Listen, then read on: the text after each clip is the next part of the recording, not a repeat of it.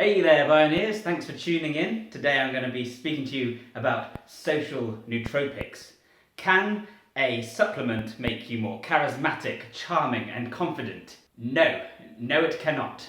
But it's interesting, and some people think that it can. So let's have a look at some of those nootropics, those social nootropics, and see how they're alleged to work, whether or not they do work, and some interesting ideas around that subject.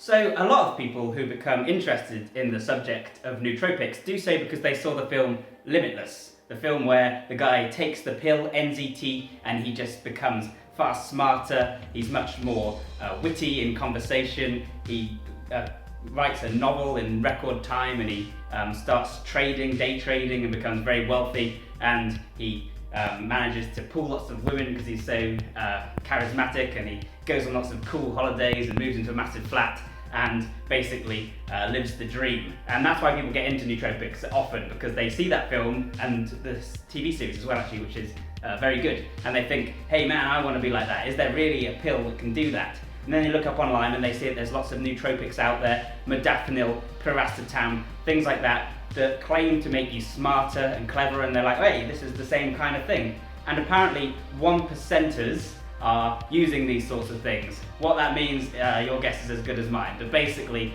a lot of the top performing executives, entrepreneurs, CEOs, they claim that they use modafinil or something similar in order to get to where they get.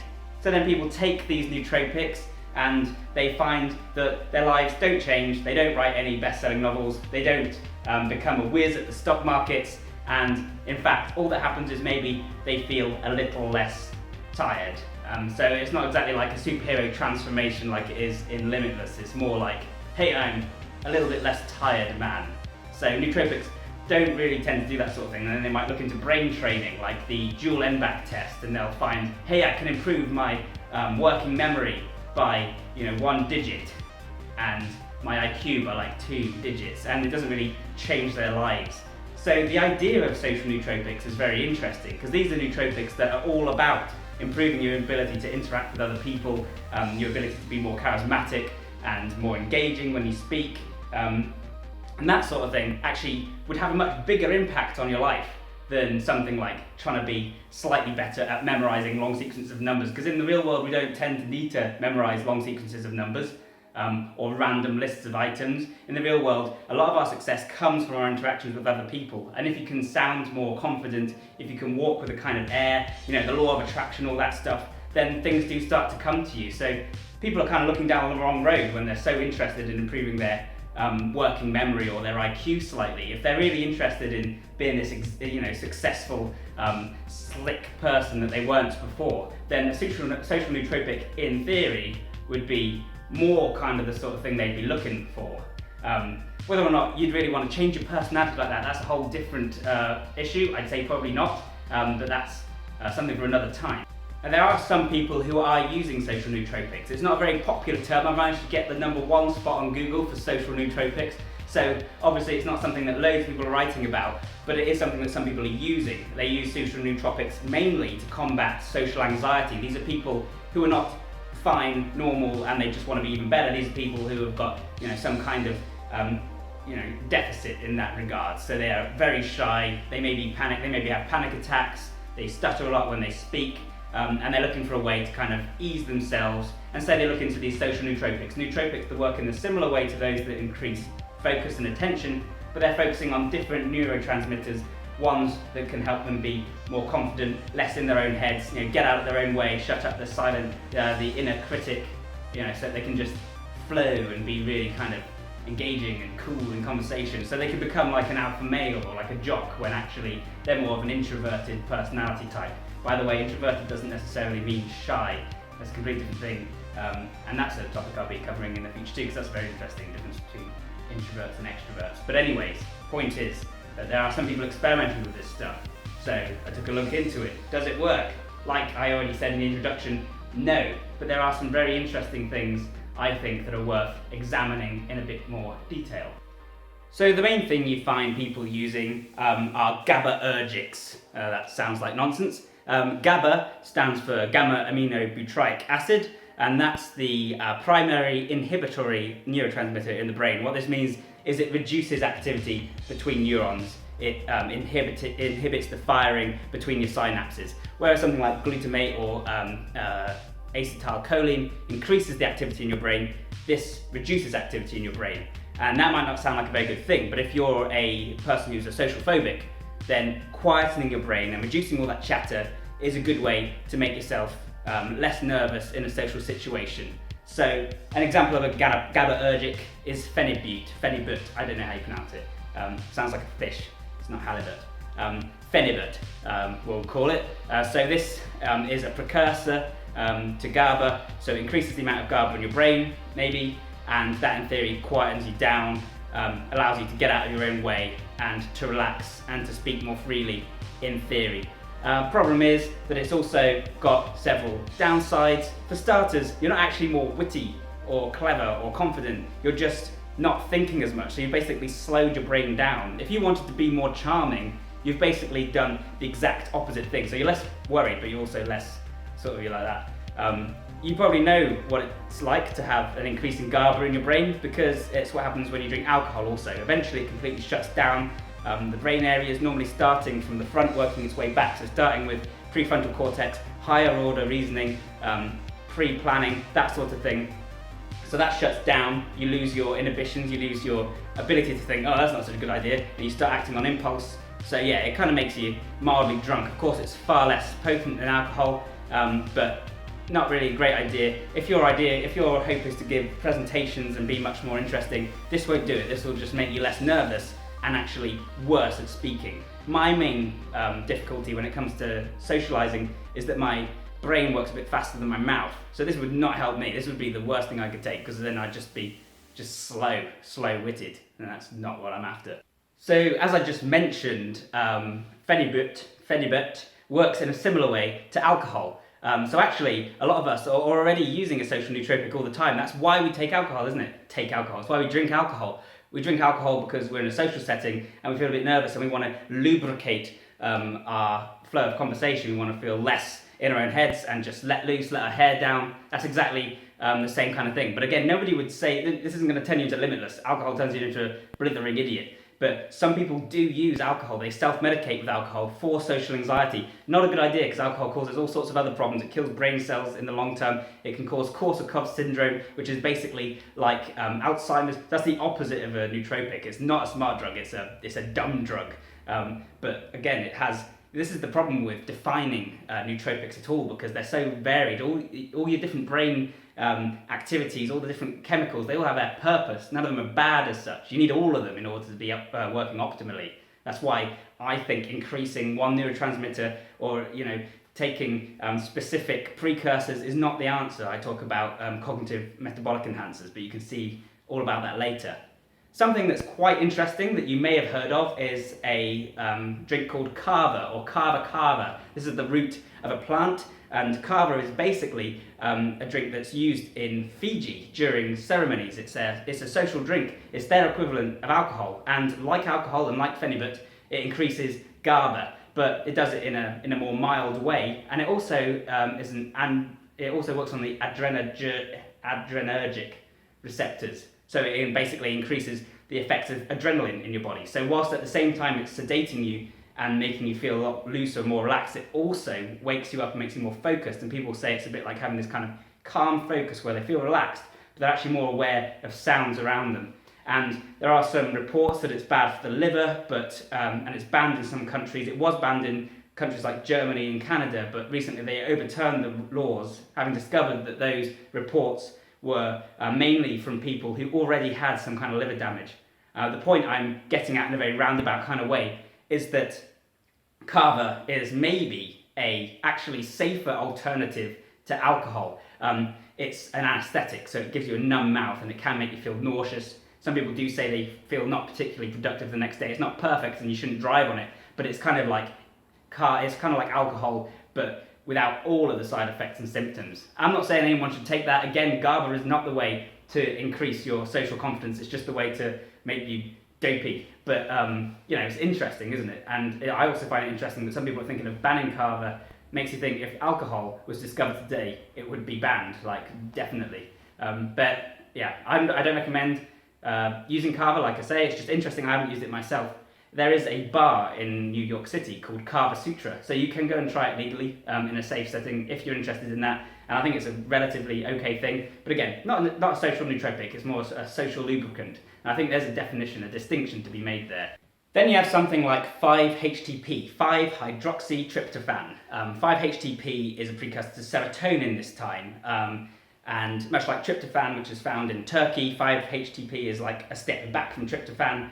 It gets converted into serotonin. So serotonin is our happiness hormone. It's one of the pleasure hormones. This makes you, and it's negatively correlated with depression. So taking serotonin makes you less stressed. It makes you less depressed, and it converts eventually into melatonin. So you'll get a good night's sleep. And again, it's a kind of more relaxing rather than stimulating neurotransmitter.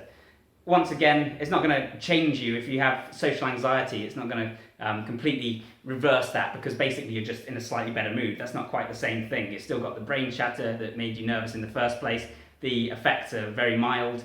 And yeah, so basically I wouldn't highly recommend that one either. Basically, you have the ones that increase GABA, which is very similar to how something like an anxiolytic, such as benzodiazepines would work, and then you have something that increases serotonin, 5-HTP, which is basically a much weaker version of how an antidepressant, such as an SSRI, selective serotonin reuptake inhibitor, would work. So they're basically slightly milder alternatives to anxiety medications and depression medications, and neither of those are going to turn you into super Mr. Confident. In fact, it's probably just going to make you feel a bit brain foggy. And Phenibut in particular has some symptoms. I think some people find it addictive. So this is not the answer. That's the conclusion. This is not the answer. Then you have L-Theanine, found in green tea, helps make you a bit more relaxed. And you have paracetam.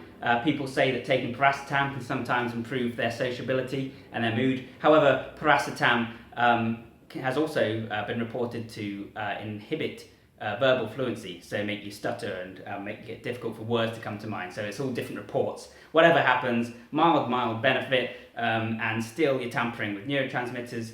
L-Theanine is perfectly safe, and I think paracetam's probably fine. There are some reports of brain fog from paracetam, but still, again, conclusion, not the answer. Not going to turn you into Eddie Mora on NZT. So yeah, that's not particularly uplifting. I've basically said none of it works, most of it's dangerous, don't recommend it, don't do it. Not a very positive video so far. I did say there are some interesting things though, and there are. So one of them is oxytocin. You can take oxytocin, you can even get an oxytocin spray.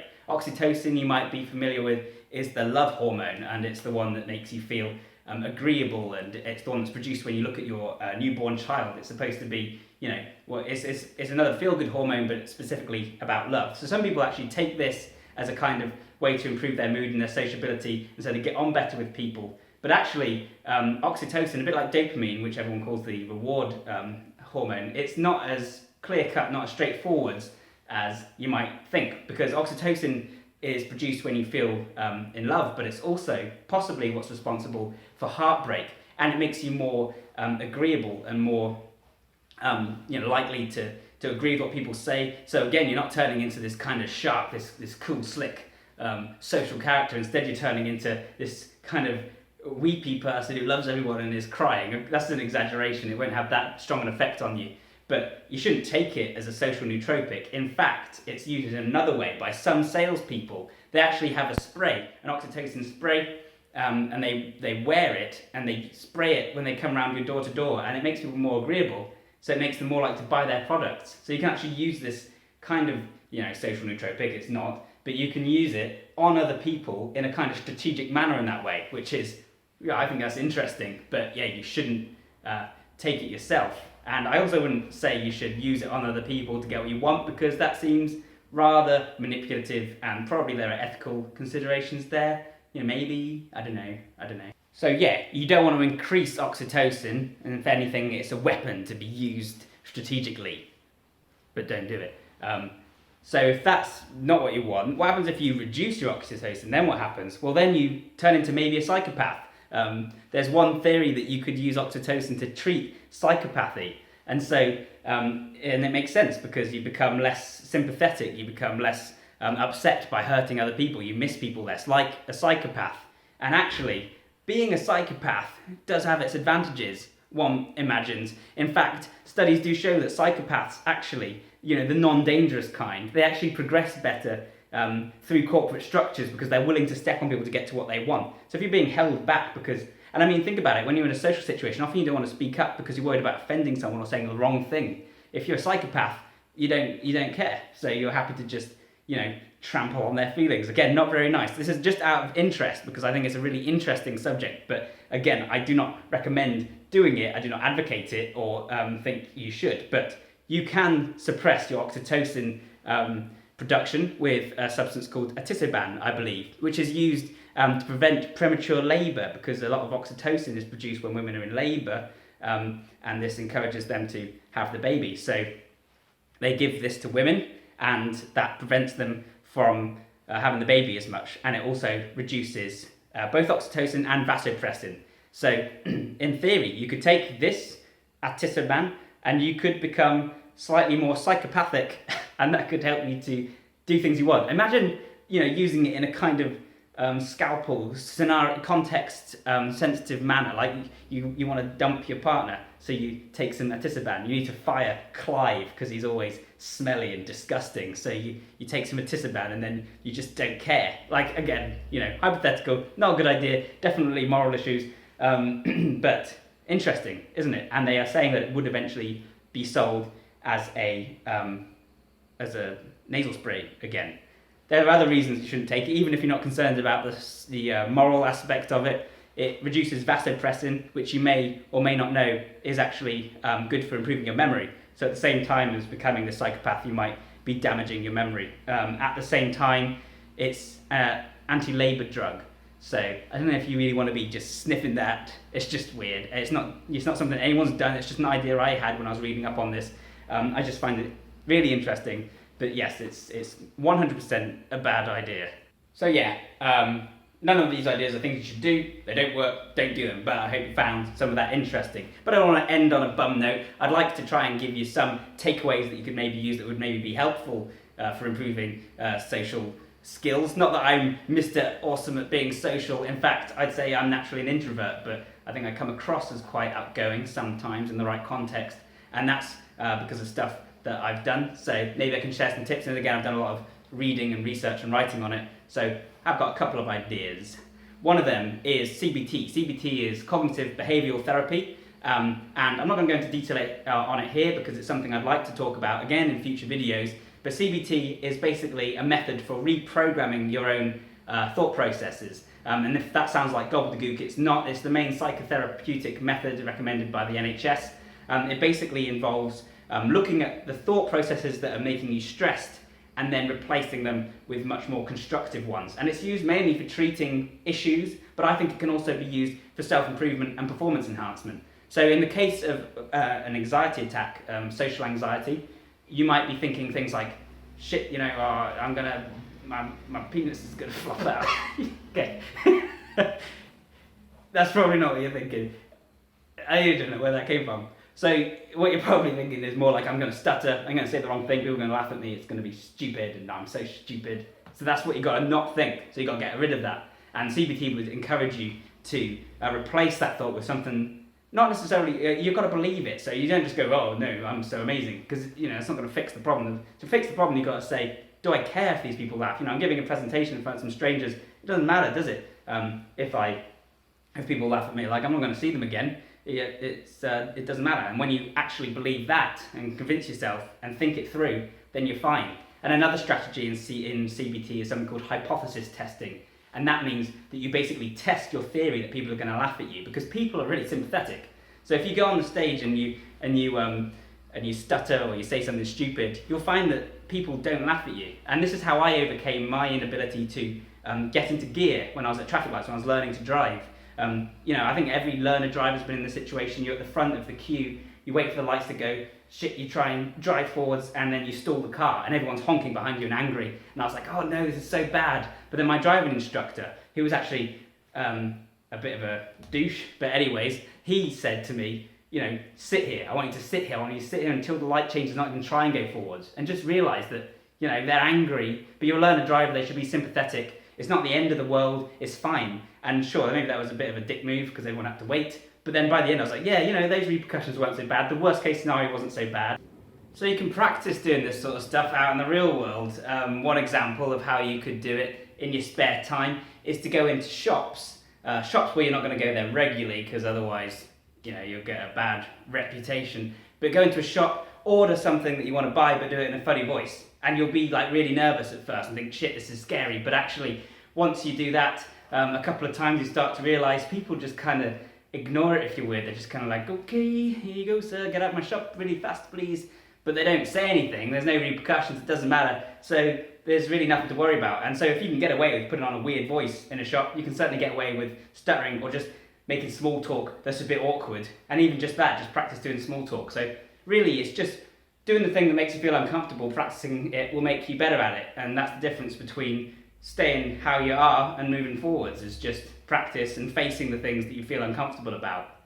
One other example of how you can use CBT is if you are someone who's prone to panic attacks in social situations, they teach you how to overcome that. CBT is very good for that kind of thing. And one of the things I'll teach you there is when you notice the fight or flight response, when you notice your heart rate increase and you feel that sensation of butterflies, instead of thinking, oh no, this is terrible, and trying to fight it down, which actually just makes you more stressed and makes it worse. Instead, you think, this is fine, this is me on my game, because that's what's going on when you're in the fight or flight response. Basically, your brain's producing more adrenaline and dopamine and norepinephrine, and you're fired up, and that's a good thing. You're actually wittier and smarter. The problem is when you fight it and you kind of end up working yourself up more and more and more to the point where you faint, and that's not cool. So instead, you just gotta say, this is great, this is me on my game, I'm psyched. Even listen to some kind of motivating music, like I choose Stan Bush.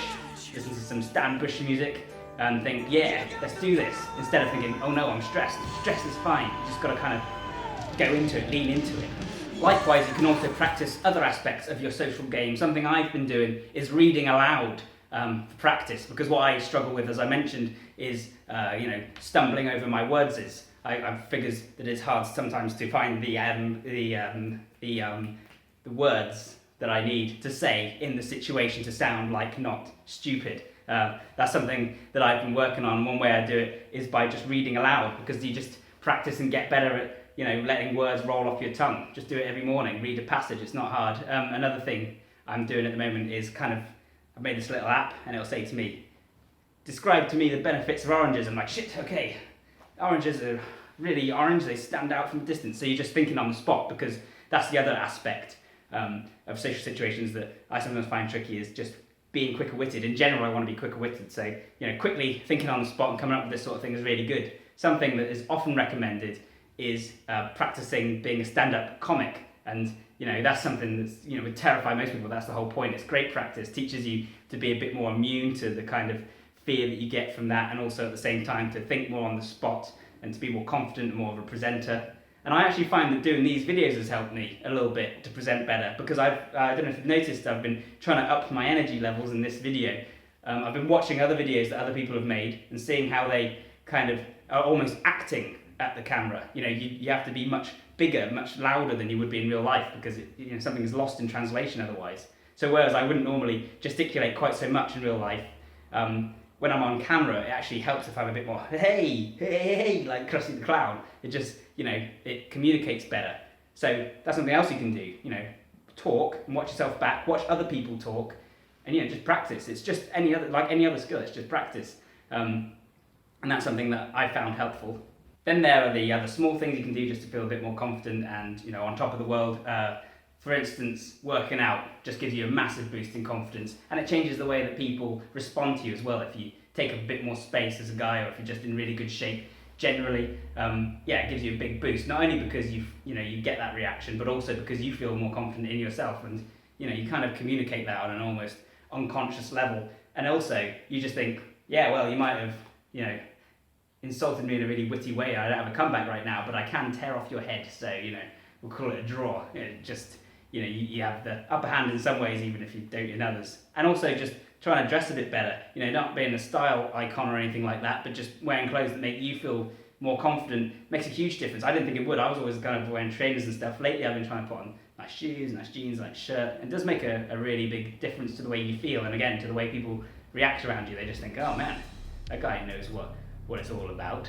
So yeah, anyways, this isn't supposed to be a self-help confidence video. I'm just saying there are other ways that are far more effective to boost your confidence, your social skills, that sort of thing, as opposed to using nootropics. Nootropics is interesting, but it's not the answer in that case. And the only exception I would say is if you are going to go through something like CBT, through a proper therapist, then maybe you could use a GABAergic or something like that to calm you down as you subject yourself to those situations and you get better at them. So yeah, there's uses for them, but for the average Joe, I would say practice and all the boring stuff. It's just like with working out, isn't it? Everyone wants there to be some amazing supplement that's going to change everything, but at the end of the day, what really works is getting in the gym and working hard. And it's the same thing with trying to be better and more confident. And it's something that all of us should all be working on all the time and practicing. I mean, it's easy enough to practice, you just got to go out more, which, yeah, I know that sucks actually. I don't like doing that. So yeah, thanks for watching. I hope you found some of that useful or interesting, or just, whatever, you didn't hate watching it. Sorry about the quality of my camera with the refocusing all the time. That is something that I'm going to replace soon. Hopefully with some Christmas money, I'll get myself a nice, better quality camera. I'm constantly trying to work on, the production values of my videos and the presentation, and hopefully you've seen an improvement, at least since the old days. It was hard to get any worse. And I really appreciate any of you who stuck with me. A few of you I know watch regularly, and thanks very